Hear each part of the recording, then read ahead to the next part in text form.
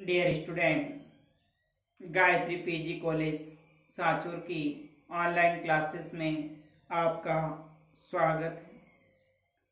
आज हम BSc part third organic chemistry में नेक्स्ट जो टॉपिक है क्विनोलिन, एट्रोसाइक्लिक कंपाउंड क्विनोलिन, इसके मेथड्स ऑफ प्रिपरेशन, जिसमें स्पेशली स्क्रूप सिंथेसिस के बारे में डिस्कस करेंगे। इससे पहले लेक्चर में हमने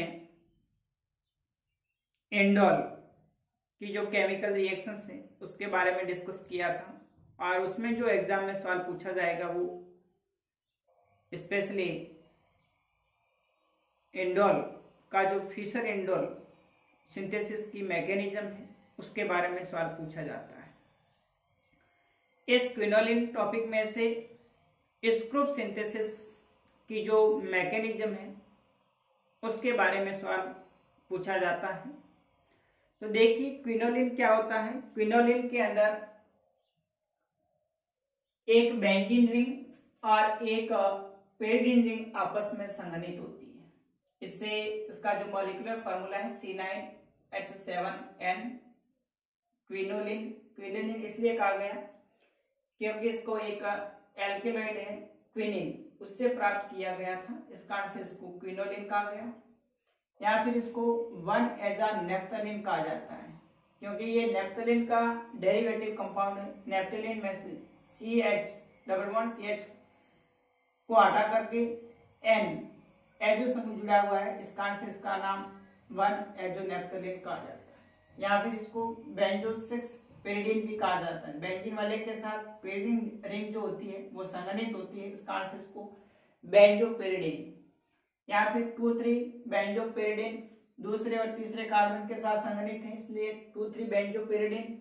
या फिर इसको बेंजाजीन भी कहा जाता है। तो इस प्रकार से इसके 5 नाम हैं, जिसमें आपको एग्जाम के अंदर इस प्रकार से क्विनोलिन से या फिर 1-एजोनेप्थलीन से या फिर बेंजोपेरिडीन या फिर 2,3 बेंजोपेरिडीन या फिर बेंजाजीन के नाम से पूछा जा सकता है। तो देखिए ये एक डाइमर द्विलक एट्रोसाइक्लिक कंपाउंड है जिसमें पेरिडीन रिंग व बेंजीन रिंग संघनित होती है। यह नेप्थलीन का व्युत्पन्न है जिसमें डबल बॉन्ड CH का प्रतिस्थापन एजो ग्रुप यानी डबल बॉन्ड N द्वारा होता है, जिसके कारण इसे एजोनेप्थलीन भी कहते हैं। यह मुख्य रूप से अस्थितेल या फिर जो कोलतान होता है उसमें पाया जाता है। सन 1942 में एल्केलॉइड क्विनिन को क्षार के साथ गर्म करके प्राप्त किया गया था, इस कारण से इसका नाम क्विनोलिन रखा गया है। अब मेथड ऑफ प्रिपरेशन में स्क्रूप सिंथेसिस। स्क्रूप सिंथेसिस के अंदर एनिलीन है, इसकी विक्रिया ग्लिसरॉल या ग्लिसरीन के साथ में concentrate H2SO4 plus ferrous sulphate और नाइट्रोबेंजीन की उपस्थिति में गर्म किया जाता है, तो फिर क्विनोलिन प्राप्त होता है।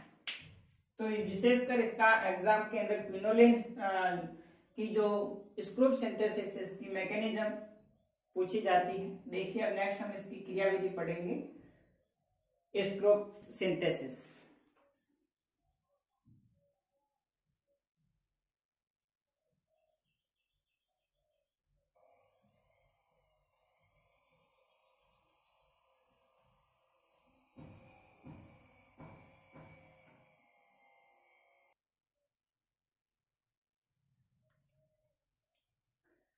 देखिए जो स्क्रूप सिंथेसिस इसकी मैकेनिज्म क्रियाविधि, तो मैकेनिज्म के अंदर देखिए अलग अलग स्टेप है। सबसे पहले स्टेप के अंदर सल्फ्यूरिक अम्ल की उपस्थिति में ग्लिसरॉल का निर्जलीकरण होकर विनाइल एल्डिहाइड या एक्रोलीन बनता है। सबसे पहले यहाँ जो ग्लिसरॉल है या ग्लिसरीन है उसका फैंटोन रिएजेंट, जिसको हम फेरस सल्फेट प्लस H2SO4 को बोलेंगे, इसकी उपस्थिति में निर्जलीकरण होगा दो अणु वाटर मॉलिक्यूल के रिमूव होते हैं। ये जो ग्लिसरॉल है इसमें देखिए CH2OH COH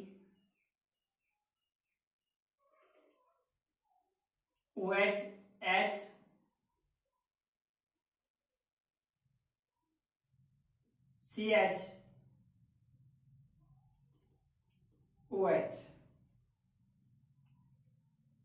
इस ग्लिसरॉल या ग्लिसरीन में से दो अणु वाटर मॉलिक्यूल के जिसमें निर्जलीकरण होता है, एक अणु H2 का और दूसरा अणु H2O का।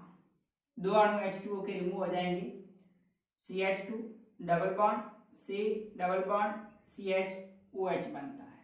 इस प्रकार से CH2 double bond C double bond CHOH बनता है। अस्थायी है, तुरंत यहां से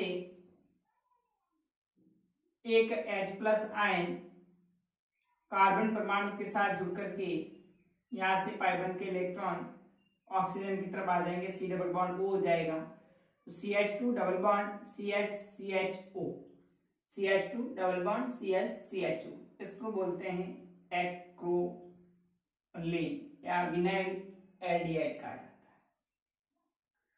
तो पहले इस ग्लिसरॉल के दो H2O निकल करके एक्रोलीन, इस प्रकार से मैंने बताया एक्रोलीन बनेगा।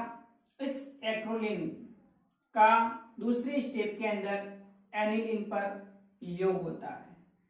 ये जो एनिलीन है, इस एनिलीन पर एक्रोलीन यानी ये जो नाइट्रोजन परमाणु के एकांकी इलेक्ट्रॉन युग्म होंगे वो CH2 कार्बन के साथ बंध बनाएंगे। इस पाई बंध के इलेक्ट्रॉन कार्बन कार्बन के बीच में पाई बंध बनेगा O पर माइनस। तो यहाँ आप देख रहे हैं नाइट्रोजन परमाणु CH2 के साथ में, फिर CH, फिर यहाँ से डबल बॉन्ड बन जाएगा, फिर O पर माइनस। अब यहाँ पर नाइट्रोजन परमाणु ने अपने दोनों इलेक्ट्रॉन देकर बंध बनाए हैं, इसलिए N पर क्या आ जाएगा, धनात्मक आवेश, पॉजिटिव चार्ज आ जाता है। उसके बाद में फिर यहाँ से डीप्रोटोनेशन होगा और H+ आयन ट्रांसफर होगा। तो देखिए यहाँ पर नाइट्रोजन परमाणु इलेक्ट्रॉन न्यून है, तुरंत सिग्मा बंध के इलेक्ट्रॉन को एक्सेप्ट कर लेगा और यहाँ से H+ आयन निकल करके ऑक्सीजन के साथ जुड़ करके क्या बना देता है, OH बना देता है। तो आप देख रहे हैं H+ आयन का ट्रांसफर हो रहा है और नाइट्रोजन परमाणु में इलेक्ट्रॉन लेकर के NH CH2 CH double bond CHOH बना देगा।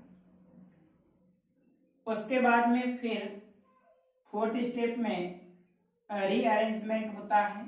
तो रीअरेंजमेंट के अंदर यहाँ से H+ आयन निकल करके CH के साथ जुड़ जाएगा, इस CH कार्बन के साथ में जुड़ जाएगा और इस पाई बंध के इलेक्ट्रॉन कार्बन ऑक्सीजन के बीच में द्विबंध बना देंगे। तो देखिए यहाँ पर H+ आयन का ट्रांसफर और फिर रीअरेंजमेंट हो रहा है। यहाँ से H+ आयन CH के साथ जुड़ करके CH2 और इस पाई बंध के इलेक्ट्रॉन कार्बन ऑक्सीजन के बीच में पाई बंध बना देंगे, CHO हो जाएगा। फिर नेक्स्ट फिफ्थ स्टेप के अंदर एक वाटर से आम्ल से प्रोटोनेशन होगा, H+ आयन जुड़ेगा एंड इंट्रामोलिकुलर साइक्लाइजेशन होता है। देखिए इसके साथ में एक H+ आयन ऑक्सीजन परमाणु के साथ में जुड़ करके OH बना देता है। उसके बाद फिर ये ऑक्सीजन परमाणु इलेक्ट्रॉन न्यून होते ही इस पाई बंध के इलेक्ट्रॉन को एक्सेप्ट कर लेगा और इस कार्बन पर पॉजिटिव आ जाएगा, कार्बोकैटायन बन जाएगा। ये जो कार्बोकैटायन है, इस कार्बोकैटायन का बेंजीन वाले के ऑर्थो पोजीशन पर NH की रेस्पेक्ट में जो ऑर्थो पोजीशन है, यहाँ पर इस पाई बंध के इलेक्ट्रॉन को लेकर के कार्बन कार्बन के बीच में बंध बना लेंगे। तो यहाँ आप देख रहे हैं ये कार्बन इलेक्ट्रॉन न्यून होते हैं, इस पर पॉजिटिव चार्ज और साइक्लिक रिंग बन जाएगी। फिर छठे स्टेप के अंदर डिहाइड्रेशन होगा। यहाँ पर एक वापस क्या होगा, एक H+ आयन डीप्रोटोनेशन होगा, H प्लस आयन रिमूव हो जाएगा और इस सिग्मा बॉन्ड के इलेक्ट्रॉन वापस कार्बन कार्बन के बीच में पाई बॉन्ड बना देंगे। उसके बाद में फिर वापस डिहाइड्रेशन होता है और डिहाइड्रोजिनेशन, यानी एक अणु जल का और एक अणु H2 का रिमूव होगा। नाइट्रोबेंजीन की उपस्थिति में इसको गर्म करेंगे तो एक अणु H2O का और यहाँ से एक अणु H2 का रिमूव होकर के कार्बन कार्बन के बीच में पाई बॉन्ड और नाइट्रोजन कार्बन के बीच में पाई बॉन्ड बन के क्या प्राप्त होता है, क्विनोलिन बनता है। तो इस प्रकार से आप देख रहे हैं कि स्क्रूप सिंथेसिस के अंदर विभिन्न स्टेप्स के थ्रू क्विनोलिन का संश्लेषण किया जाता है। एक बार पुनः देखिए,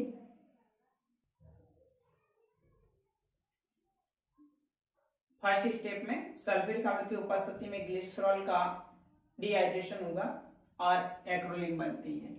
एक अणु यहाँ से H2O का, दूसरा अणु H2O का, पहले CH2 डबल बॉन्ड CHOH बनाएगा, अस्थायी है, तुरंत यहाँ से एक H प्लस लेकर के एक्रोलीन बनेगा। इस एक्रोलीन का दूसरे स्टेप में एनिलीन के नाइट्रोजन परमाणु के साथ में योग होगा।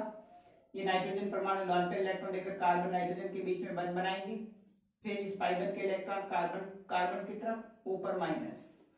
उसके बाद में आप देख रहे हैं नाइट्रोजन इलेक्ट्रॉन न्यून हो जाता है, तुरंत यहाँ से H प्लस को रिमूव करके ऑक्सीजन के साथ जुड़ करके OH बना देता है। फिर फोर्थ स्टेप में रीअरेंजमेंट होगा, यहाँ से H plus ion carbon CH के साथ में इस पाई बॉन्ड के इलेक्ट्रॉन कार्बन ऑक्सीजन के बीच में, यानी जो इनॉल फॉर्म था उसको कीटोन फॉर्म के अंदर एल्कोहल से एल्डिहाइड में कन्वर्ट हो जाएगा। फिर वापस पांचवें स्टेप के अंदर प्रोटोनेशन होगा, एक H प्लस आयन आकर ऑक्सीजन के साथ जुड़ करके OH प्लस बना देगा। फिर इस पाई बॉन्ड के इलेक्ट्रॉन जब ऑक्सीजन अपनी ओर एक्सेप्ट करेगा तो ये कार्बन इलेक्ट्रॉन नहीं होते कार्बोकैटायन बना देगा। अब यहाँ पर इंट्रामोलिकुलर साइक्लाइजेशन होगा, इस पाई बॉन्ड के इलेक्ट्रॉन कार्बन कार्बन के बीच में बंध बना करके साइक्लिक रिंग बन जाएगी। उसके बाद में आप देख रहे हैं कि जब ये पाई बॉन्ड इलेक्ट्रॉन जो होंगे कार्बन कार्बन के बीच में बंध बनाएंगे तो इस कार्बन पर इलेक्ट्रॉन की कमी से पॉजिटिव चार्ज आ जाएगा। फिर वापस डीप्रोटोनेशन होगा, H प्लस रिमूव होकर के वापस बेंजीन वलय के अंदर कार्बन कार्बन के बीच में पाई बॉन्ड बन जाएगा। इस सिग्मा बॉन्ड के जो इलेक्ट्रॉन्स होंगे वो बंध बना देंगे। उसके बाद में फिर नाइट्रोबेंजीन की उपस्थिति में गर्म करेंगे तो यहाँ से डिहाइड्रेशन होगा, एक वाटर मॉलिक्यूल H2O का और एक अणु H2 हाइड्रोजन का रिमूव होकर के कार्बन कार्बन के बीच में पाई बॉन्ड, नाइट्रोजन कार्बन के बीच में पाई बॉन्ड। इस प्रकार से जो एनिलीन होती है वो ग्लिसरॉल के साथ पेंटोन रिएजेंट और नाइट्रोबेंजीन की उपस्थिति में अभिक्रिया करके क्विनोलिन का संश्लेषण होगा।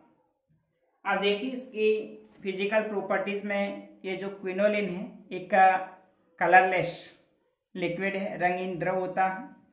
इसका जो क्वथनांक है, बॉइलिंग पॉइंट है, वो 237 डिग्री सेंटीग्रेड। पिरिडीन जैसी गंधयुक्त यौगिक होता है। ये वाटर में इनसॉल्युबल है, ईथर, एल्कोहल आदि कार्बनिक विलायक में विलय होता है। अब जो इसकी केमिकल रिएक्शन है उसमें भी विशेषकर इलेक्ट्रोफिलिक सब्स्टिट्यूशन रिएक्शंस में किस पोजीशन पर इलेक्ट्रोफिलिक सब्स्टिट्यूशन रिएक्शंस होगी तो उसके बारे में हम नेक्स्ट अगले वीडियोज में डिस्कस करेंगे। Okay, thank you.